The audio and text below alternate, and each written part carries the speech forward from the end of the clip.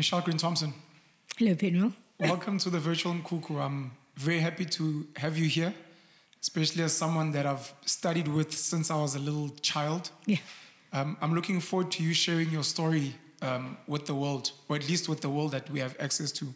So if you can maybe start off by maybe giving us your name, what you currently do for a living now. Mm-hmm.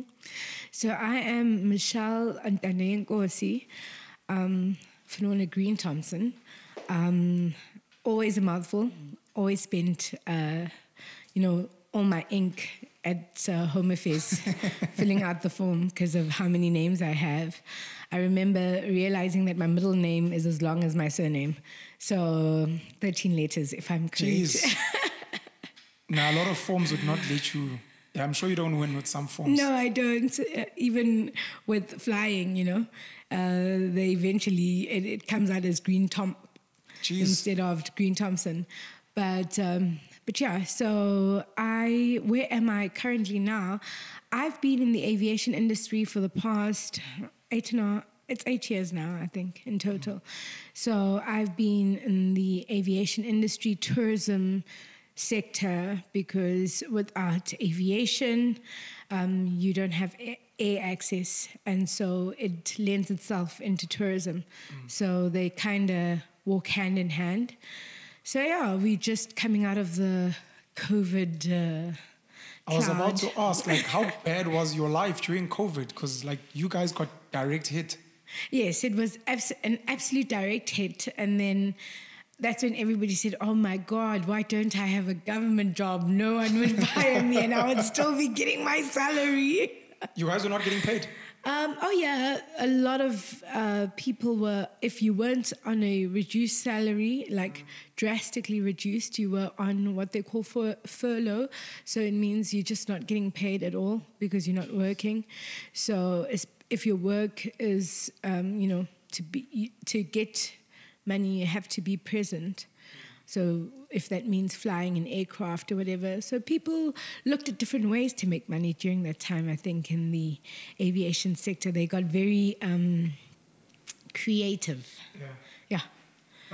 What do you currently do in aviation, and where are you based, if you don't mind me asking? Oh, that's a good question. So right now, I'm actually on the operations side. I recently became airport manager at uLundi Airport. Congrats. So, thank you. So I'm out in the heart of Zululand. The real Zulus. Yes, the real Zulus. The real Zulus. Where people actually still take time to greet each other, where when someone comes to your office, they knock to make their presence made to you, but they don't just walk in and say, hey, what's up, and sit. So... There's a lot of that, which is good. It's and there's a way in which time works in an area like that as well. Yeah. There's almost a restfulness to it. I know you've said to me before that there's something different about working in a space where people converse in their indigenous languages. Mm-hmm. I don't know if you'd like to rehash that. Absolutely. So what I found, and that's been my experience, is that sometimes we find ourselves, when it's your mother tongue, you don't have to search for the words in the files in your head. Yeah. They just come naturally. Yeah. And you would have remembered, in the days of when former President Jacob Zuma used to make his speeches, people used to go and have drinking games based on how often he would go or lift up his glasses. Basically what in speeches are the things that people refer to as the moments where you can lose people in your speech. Too long a pause, not finding the right word, making you comical, even though it might be down there, losing your line when reading from your speech. And so, but whenever he had his speeches in Zulu, you couldn't beat the man. Yeah. He would connect with the people. People would laugh with him. You would see that there's this genuine understanding. He's speaking to their hearts. Yeah. And so I find that similar as well when people are doing presentations and, as soon as they tap into their vernac, it just flows like a river. There's no questioning, am I using the right word? Is it in the right context? It just flows. And you realize that there are people who, must probably sweat buckets in corporate because English isn't necessarily the language that comes easiest and are actually excellent at their job but get taken for a mickey because people like making fun of, as Trevor Noah put it, management, Jabu. Management. But if it's a French guy saying it, then it's so romantic, babes. So, and I mean, again, that joke, I know people sometimes just think, but actually it's such a relevant joke to the South African context because said by a black person and said by, and one can say, well, there are black French-speaking people, but it lands entirely differently. That's so cute. How do you compare working uLundi and vernac there and then working maybe in other cities as well? Just from the context of what you're saying, do you think we need to be encouraging more indigenous languages in inverted commas, complex spaces such as aviation? Yes, I don't see why not. I think there's room for languages to work hand in hand. It's not like any of the people I work with can't speak English. They all can speak English. But in the area, Zulu is the language of choice. And so even in how they express themselves. So then it speaks to the heart. I even find myself where I find myself speaking deeper Zulu than what we speak here in Johannesburg. Yeah. So with it, there's a level of respect that automatically sweeps in because of what you're receiving from the other person. So there's power in it, I would say. In a place like Johannesburg, would that work, or do you think it would be geography specific? I think people get you and everybody just tries to go fast. And that's not the purpose of it. No one is trying to go fast. Person's just trying to greet you when they're greeting you. You don't think we should be working harder as a nation to get people speaking English versus trying to get some of the industries to become more indigenous? Well, look. I know it's an unfair question. Yes, look, English is used all over, right? Yeah.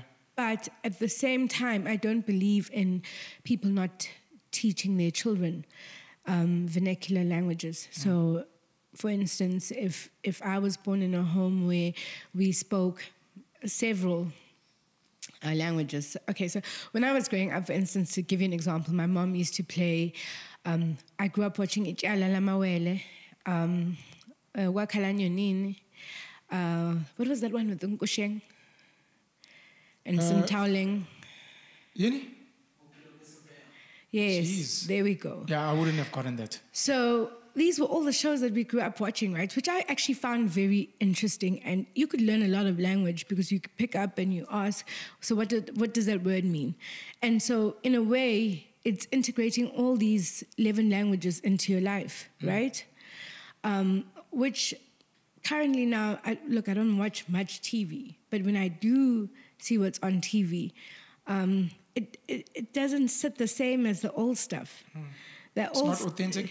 Not that it's not authentic. It focuses too much on the issues of today, alcohol, being violent to one another, cheating on each other, and being mean to each other.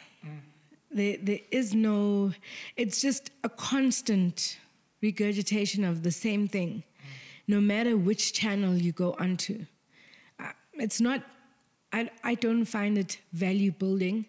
I don't find it indicative of the kind of lives we necessarily want to have. It might be the ones we're currently in. But if you want to put something out there that creates the future of what you want people to be, then surely then we should create more in that direction. I agree. So I think... So this idea of ukhuluma Zulu, what am I missing? Are you a true Zulu woman, or what's your family situation? What does it look like? Well, there's plenty of people who take me at face value and talk about me generally, like checkers. I'm trying to figure out, like, why do you look the way you look? Are you comfortable speaking about your parents, your heritage? Yeah, I'm comfortable. Look, I have a very diluted racial mix. Diluted. Yes, I have a diluted racial mix. So I have diversified. Yeah, very diversified. Very diversified. Yeah.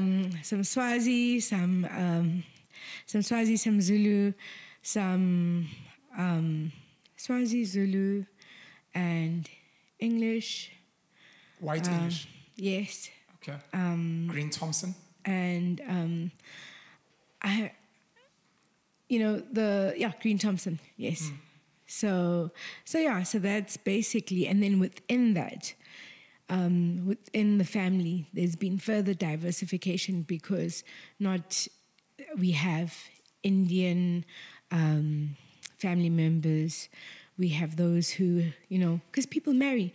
When you've intermarried once, you intermarry again, and then you intermarry again, and then you go in different directions. A reunion in my family is always like, it's wide open. It's the Rainbow Nation. You walk in and you're just like, and who's that? I don't know that one. Where's that one from? I've got cousins in Zimbabwe. I've got family in the UK. I've got, we're everywhere. US, Australia, New Zealand. Did you ever struggle with identity growing up? It's a good question. You're from KZN? Yes, I am from KZN. I grew up in a farm, in the farming district.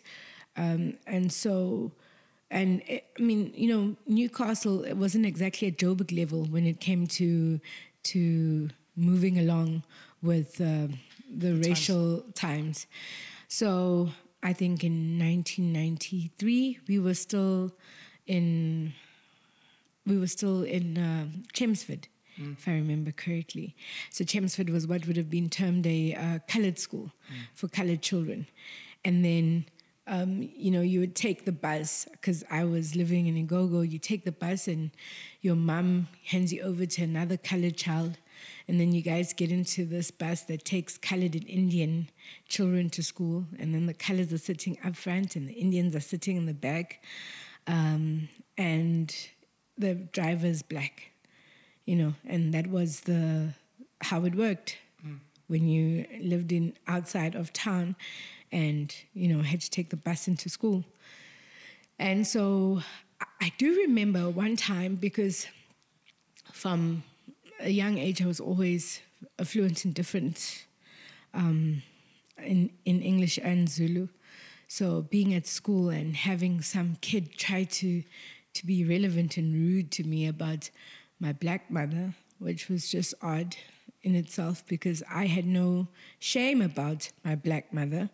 And I didn't even know it was a problem for some. And I remember thinking, though, and I did say it to this child, I'm okay with having my black mother because she lived in the train houses. And I don't know if you remember the train houses, but the train houses were basically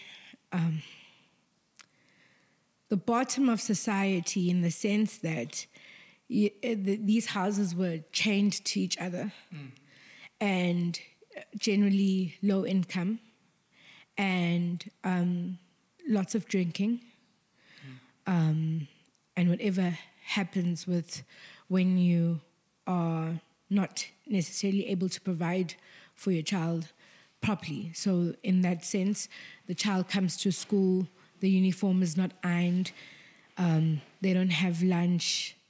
So they haven't slept properly. Yeah. So it means that when you have to do group activities, this child isn't what you need them to be. Not fully present and not fully nutritioned and they're hungry, they're sleepy, they're not going to get anything done.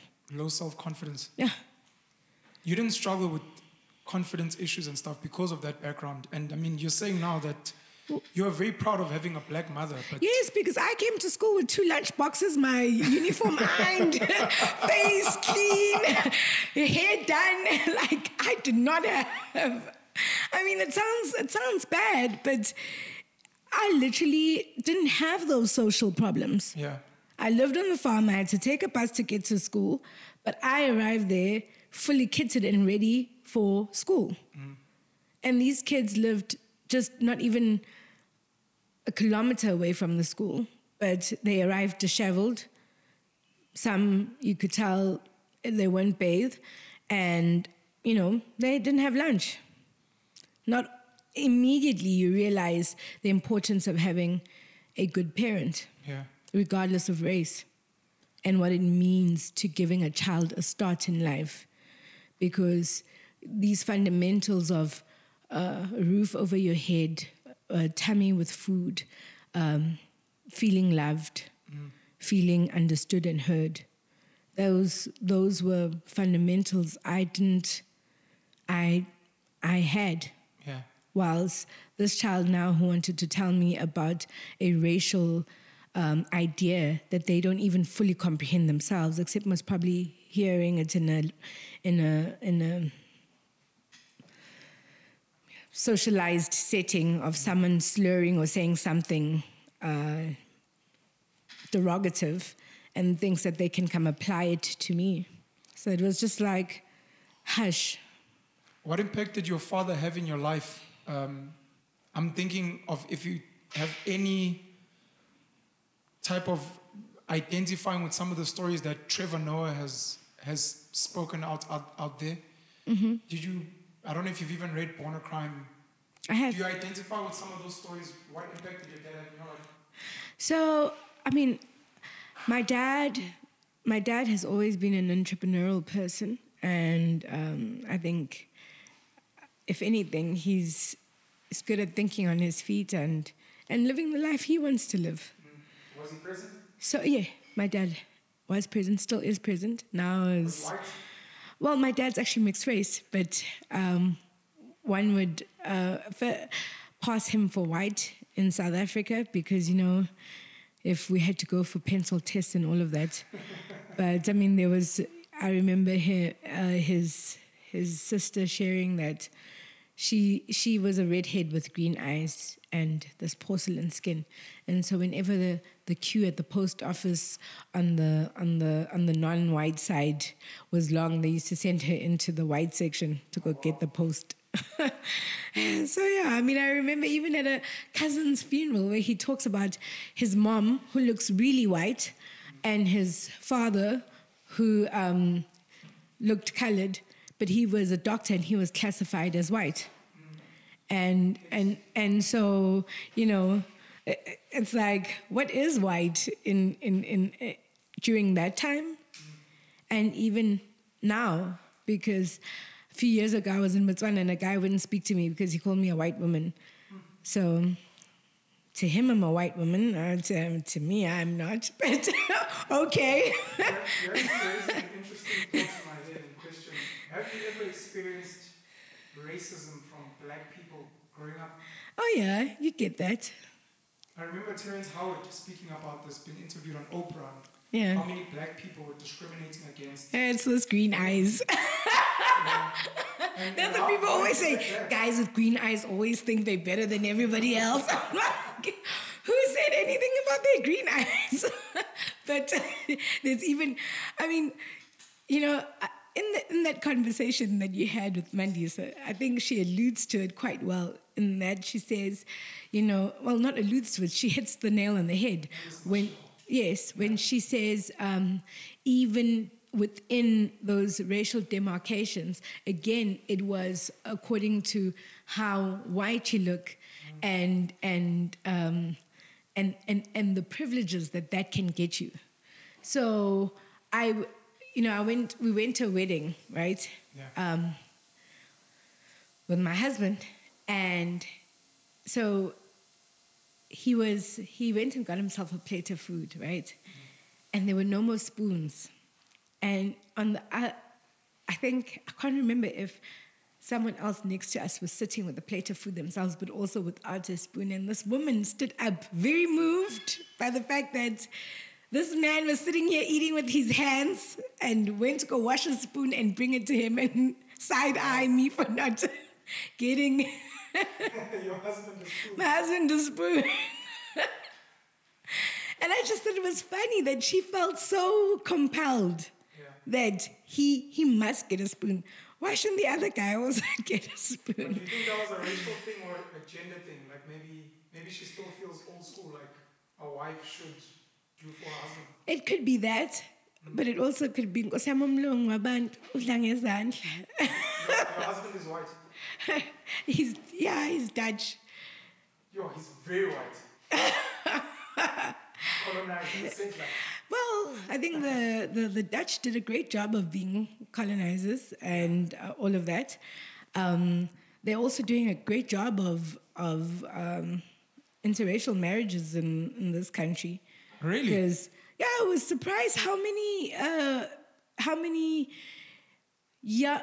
So the idea is that in the past there was a lot of old men with younger women. But a lot of the same age kind of relationships are amongst Dutch and some German guys. I can't speak enough about that because I haven't, and I don't necessarily know how many. Yeah. But I see a lot of the funder somethings, so Dutchies married to South African black women. Black woman. I was still asking if you remember, you don't need to give examples, but just how bad your racism has been from a black perspective, because the white one is almost well documented, but I don't think we speak enough about, maybe even within your family, maybe your family you didn't experience it, but in your communities where black people are looking at you and treating you differently because you are mixed race. So sometimes it's one of those situations where you're exempt from certain things. So you don't have to do that. Let the other kids do it.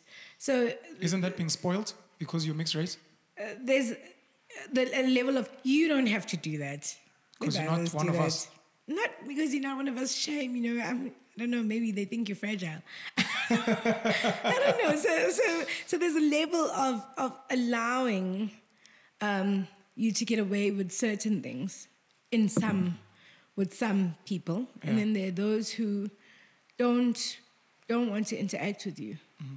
So it's as minimal as possible. So if you greet them, they greet you, and that's where it ends. But they don't. Even when they greet you, there is no "How are you?" Yeah, it's "Hi, hi," and that's it. So even though you're family, there is no relationship.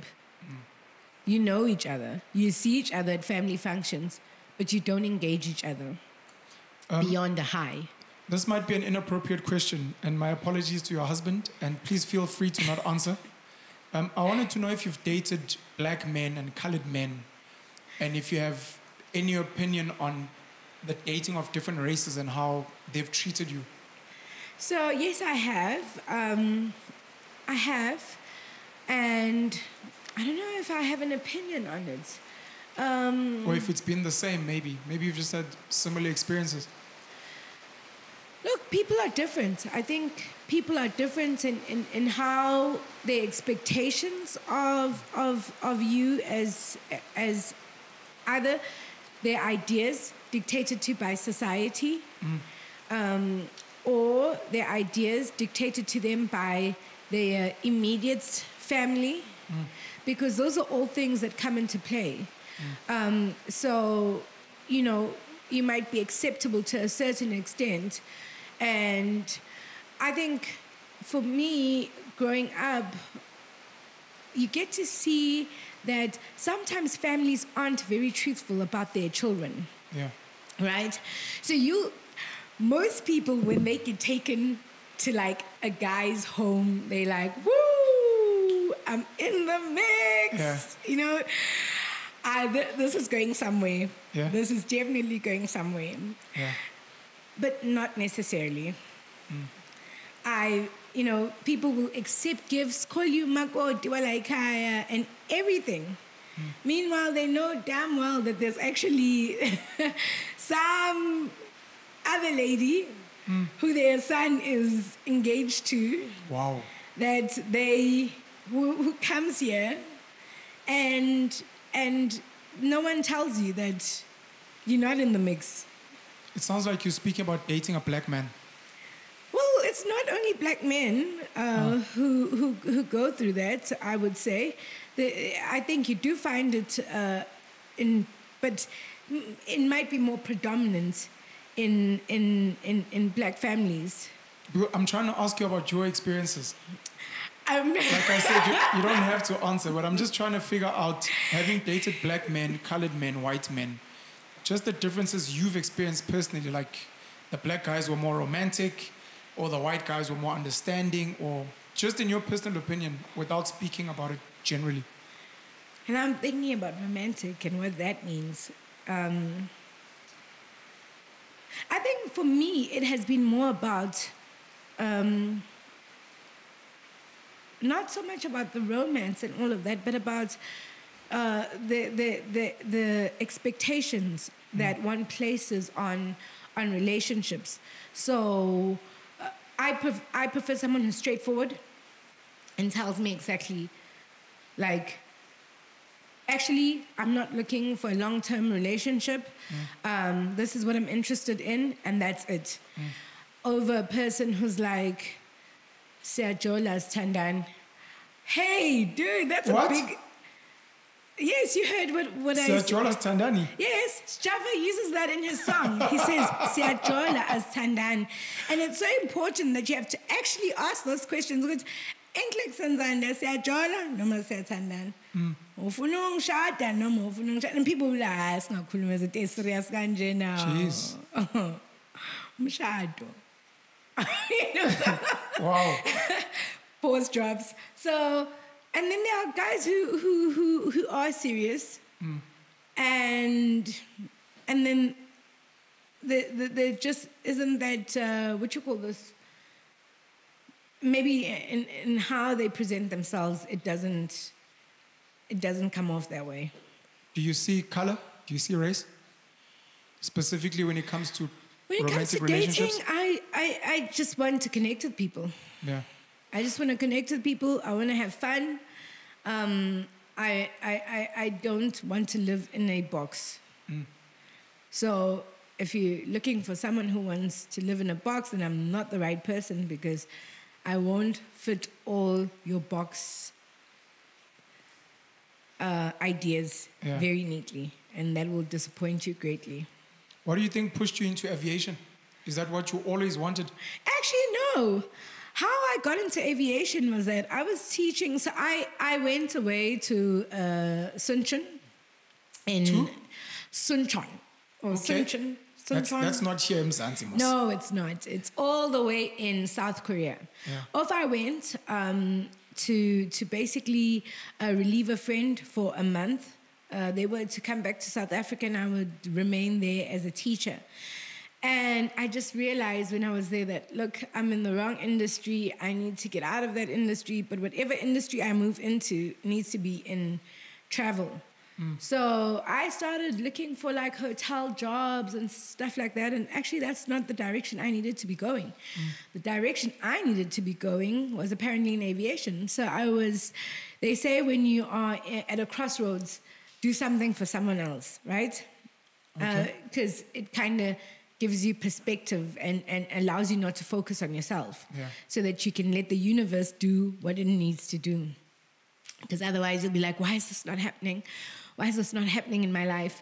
So anyway, That's a beautiful thought. Sorry to stop you. Yeah. If you're at a crossroads, do something for someone else so that you can gain perspective. Yeah. Thank you. So I was volunteering at a place called Sadiba. and I was almost there almost every weekend. And sometimes I would be cooking, sometimes I would be teaching yoga. And there was a woman who kept on coming as well.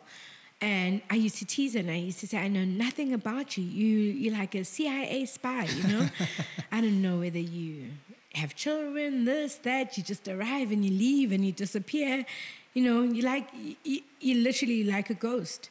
And she always used to laugh at me. And then one December, she called me and she said, because I always speak. Like, if I'm looking for something, I'm that person where I'll be like, hey, I'm looking for a job. I definitely want something in this. I just constantly speak about what I'm looking for. Yeah. So anyways, so I used to talk like this. And she called me, and Father Mike also called me because she had called Father Mike. And they'd basically been struggling to fill this post for 3 years. And they were looking for someone who has an ability to create relationships, solve problems, learn quickly, and not be told what to do. Those are all things I'm very good at. Yeah. So for me, it was a perfect fit. And so I went in for this interview, and I remember for a good portion of that conversation, we chatted about the woman's dog because I was at the time I was in premium dog food business. Okay. Under P&G. And so we were talking about the dog and the problems it had and kind of diet it should have been on. And then it was probably about 15 minutes spent on the actual interview section. And then I got a call back, about our CEO would like to see you and meet with you. And so I went in and I, basically went in and had this conversation. I literally sat there, had a conversation with the CEO, the Chief Revenue Officer, and finished a conversation. It was just like a discussion, like right now, sitting, talking. And they asked me various things, political views. I answered, can there be a wrong or right answer in those things? I shared my perspective. And then I walked out, thanked them for their time. And I remember I was standing there having a conversation in the reception area. And he was leaving and he said to me, see you soon. And I said, see you soon indeed. That's nice. And that was it. This was in aviation? Yeah, this was in aviation. I lost you somewhere. You were speaking about a lady that was a CIA spy. Yes, that CIA spy was the one who headhunted me. Beautiful. Yeah. So often we think we have to be in a specific context for magic to happen. Yeah. But your next step can literally come from any direction. You never know who will be part of your next step in life. You never know. And you believe in speaking it into the universe because you're saying you'd always speak about what you're looking for. Absolutely. You've loved aviation ever since? I have loved aviation. Because I have loved aviation. Zula. Yes, I get to Zula. There's even a story by my mother where she says I used to chase the car as she would be leaving because I always wanted to go somewhere, And so working in the aviation industry, I got to see all 9 provinces. I got to see SADC. I basically and in each area you get to see the people. You get to see what makes them happy, how sad they are, what they believe in.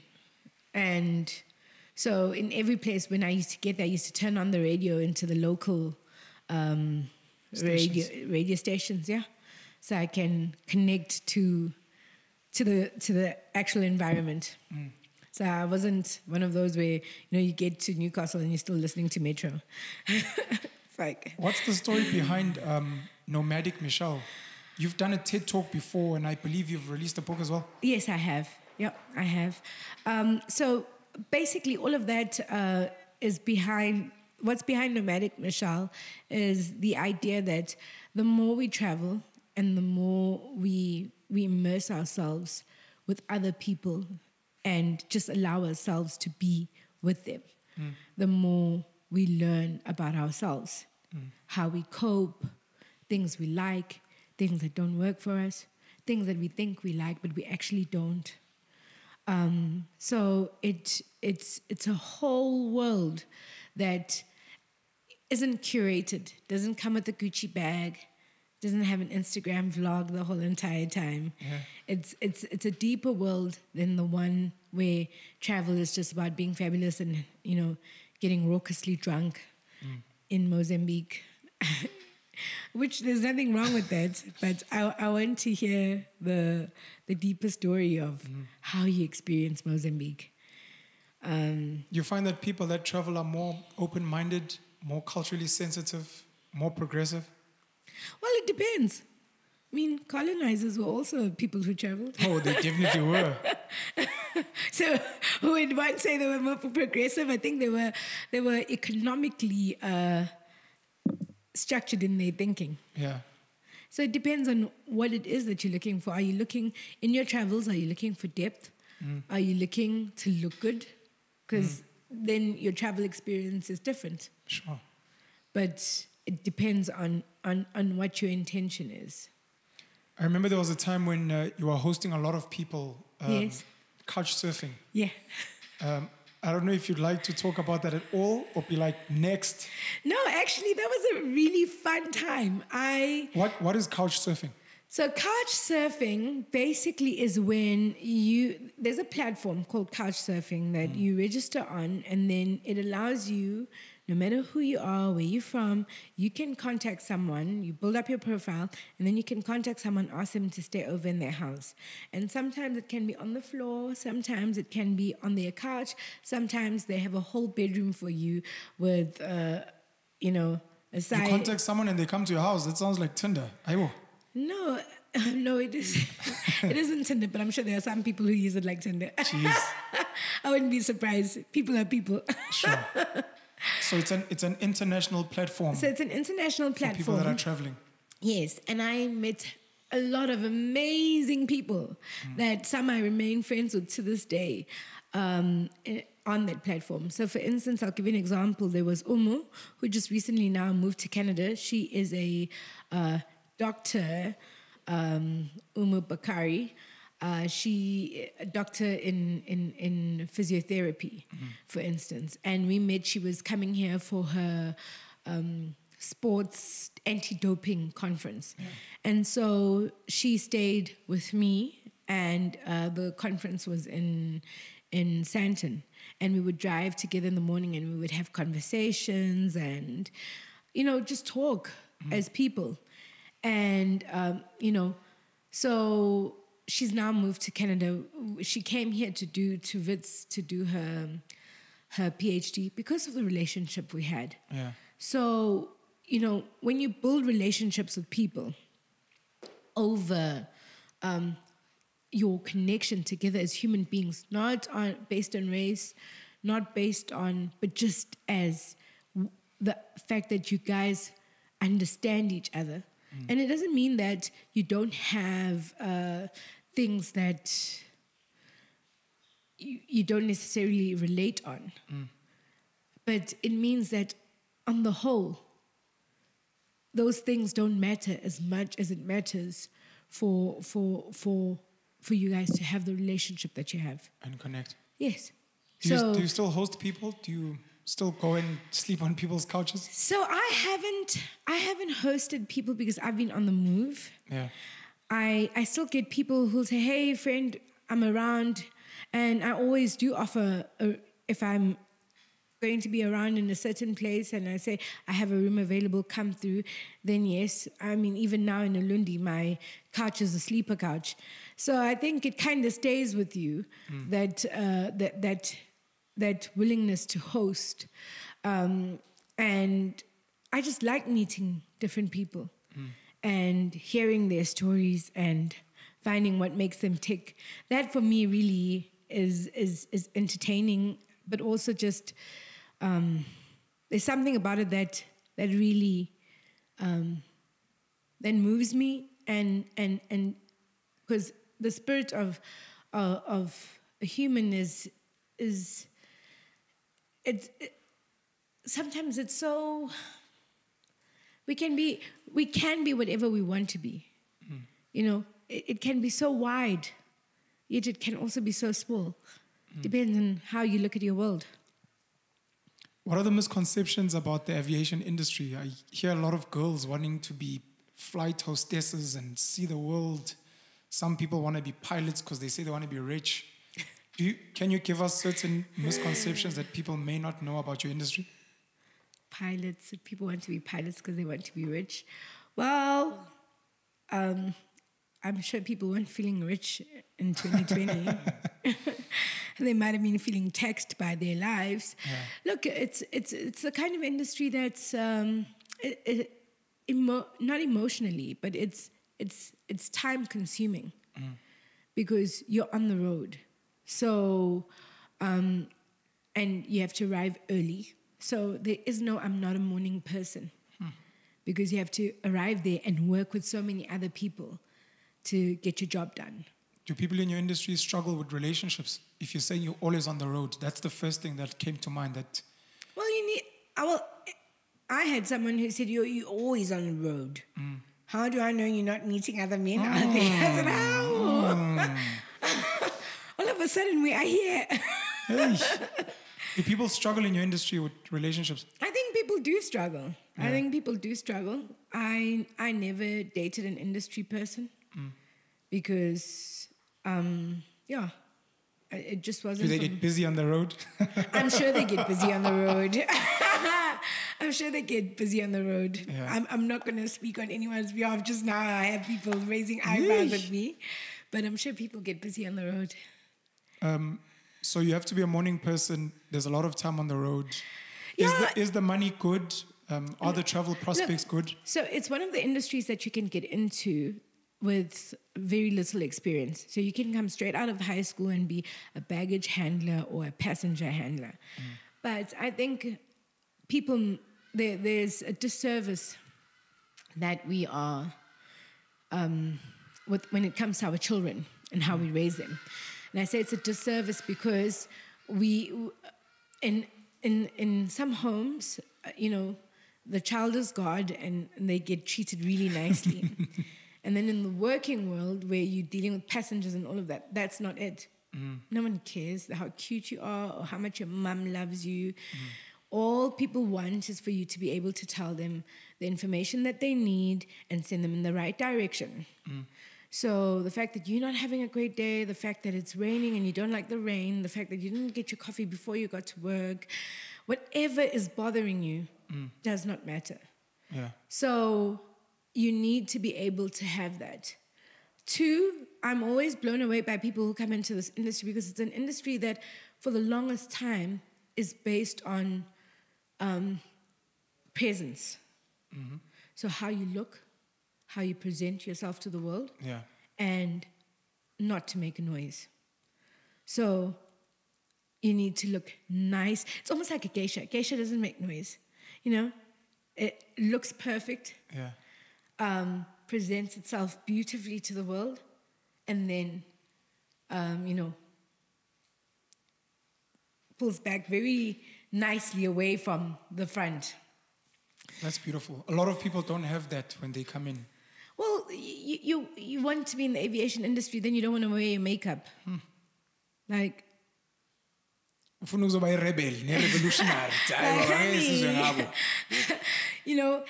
not like you have to wear a lot of makeup, but there's a certain level of a certain way that you need to look. So, for instance, whenever I used to travel, I used to make sure that by the time I hit that counter to check in, I look ready for any client. If I were to bump into any one of my clients, they wouldn't say, "Oh, I didn't see you." So there's a way in which you present yourself, and it has to. There's you, and there's you within the context of your work, and the you can't be ahead of the you in the context of your work in that industry. Professionalism, something that a lot of us, and you're right, we haven't been really taught, not just in aviation, but I think everywhere else. Yes. My last question to you, do you think the world, looking at your upbringing, your family, the fact that you're married to a white Dutch man, and I'm wishing you guys nothing but the best, do you believe that the world should be moving more towards being more open to interracial relationships and marriages? Well, I think the world, I don't think there's anything wrong with those kind of marriages. I think diversity brings a wider skill set. So when I say that, it's because that we do things differently, each of us. Our upbringings are different. And then essentially the kids that you have then have a bit of your world, a bit of their dad's world, and their world that they create and how they relate to it. And the other people that also influence it. So I think it certainly broadens your world in terms of how you think and how you interact. And the parents are also part of that stretching, of stretching how you think and not making it insular and box thinking, classic South African box thinking. So I think there's nothing wrong with diversity in our families. There's nothing wrong with cultural diversity. There's nothing wrong with racial diversity. If you want to marry a Chinese guy, you go ahead, baby, and marry a Chinese guy and carry on with your life. Is your husband from the Netherlands? Yes, he is from the Netherlands. Does that mean your child potentially could have dual citizenship? Well, he currently has. He has his Dutch passport and his South African passport. And that's obviously always a bonus. Always a bonus. Do you have dual citizenship by marriage? I live in South Africa. As long as you're Holland, you're colonizer. I live in South Africa. If we lived in Swaziland, I would by now. Because if you don't live in the country, or like if we weren't living in South Africa, then I would have it. I think it's within 5 years of being married, or 3 to 5 years of being married. So yeah. Okay, Michelle, thank you so much for joining us. Congrats again on your position, uLundi. Thank you. I didn't even know uLundi had an airport. So that's quite exciting in itself. uLundi is a magnificent place. It does have its own airport and a brilliant, Prince Mangosuthu airport. Yeah. And it's a really fantastic structure as well. And it gets quite a lot of charter flights. So exactly. Fancy. Okay. So yeah. Michelle, thank you so much. And I look forward to seeing you again. Yes. Thank you for your time. Thank you.